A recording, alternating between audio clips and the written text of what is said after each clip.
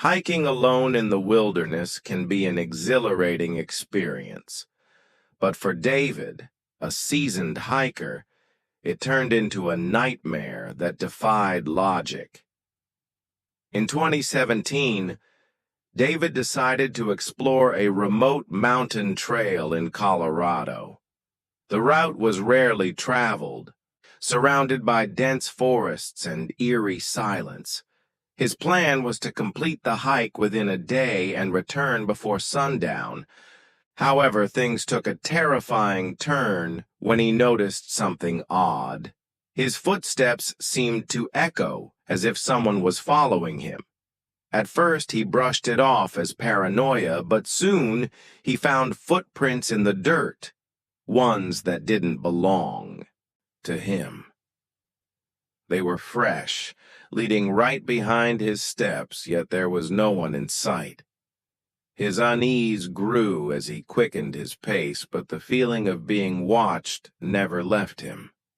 Then he saw something that sent chills down his spine. Ahead on the path, there was a figure, a man wearing old, tattered clothes, standing completely still. David froze. The man's face was featureless, covered in shadow. David blinked, and in that instant, the figure vanished. Panic set in, and David turned back, rushing towards his car. As he ran, he heard rustling in the bushes, whispering voices calling his name. When he finally reached his car, he noticed something that made his blood run cold. A single handprint on the driver's side window, smeared in dirt. David never went hiking alone again. In 2015, a group of 4 friends decided to go on a multi-day hiking trip deep into the Appalachian Mountains. They were experienced campers, used to the isolation of the wild, but nothing could have prepared them for what they encountered. On the second night, they set up camp near a river, miles away from the nearest road. As they sat around the fire, they heard something, soft footsteps crunching leaves in the distance. They called out, assuming it was an animal, but no reply came. A few hours later, while everyone was asleep, Jacob, one of the hikers, woke up to the sound of something breathing heavily outside his tent. He held his breath, listening as the sound circled around their campsite. Then he heard a whisper, his own name. Terrified, he unzipped the tent slightly and peered outside. In the dim moonlight, he saw a figure crouching by the trees, watching them. Its posture was unnatural, its head tilted at an odd angle. Jacob shouted, waking everyone up. But when they shone their flashlights, there was nothing there. No footprints, no movement, just silence. The next morning, they packed up and left immediately.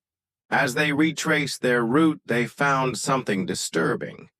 Deep claw marks on the trees around their campsite, as if something had been watching them all along. A couple, Mark and Lisa, loved camping and decided to spend a weekend in a remote forest area known for its beauty and its ghost stories.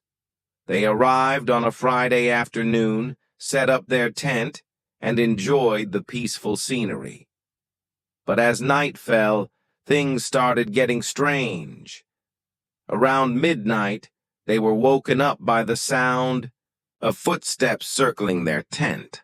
Mark grabbed a flashlight and stepped outside, but saw no one. The forest was deathly silent. No crickets, no wind, nothing. Lisa joined him, and that's when they saw it. Other tents scattered around the campsite, but they were empty, torn, apart as if abandoned in a hurry.